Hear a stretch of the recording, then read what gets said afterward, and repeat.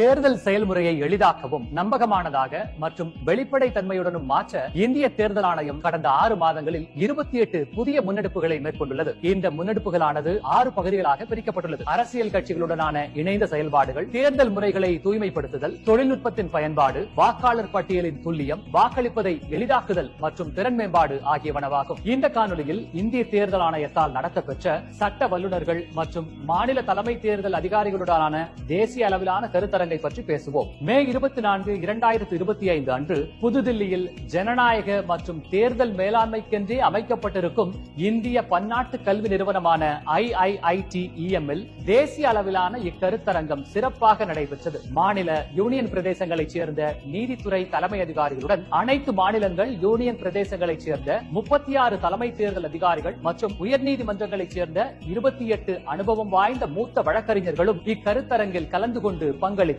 இச்சட்ட கருத்தரங்கம் தலைமை தேர்தல் அதிகாரிகள் மற்றும் நீதித்துறை சார்ந்த அதிகாரிகள் கலந்துரையாடவும், தேர்தல் வழக்குகளுக்கான நடைமுறை சட்ட தீர்வுகளை கண்டடையவும் வலுவான தளத்தை உருவாக்கியுள்ளது. அடுத்த காணொலியில் இந்திய தேர்தல் ஆணையத்தால் மேற்கொள்ளப்பட்டுள்ள பிற முன்னெடுப்புகளை பற்றி காண்போம். இதுபோன்ற இந்திய தேர்தல் ஆணையம் தொடர்பான மேலும் புதிய தகவல்களுக்கு எங்களது அனைத்து சமூக ஊடக தளங்களை பின்தொடரவும் மற்றும் சப்ஸ்கிரைப் செய்யவும்.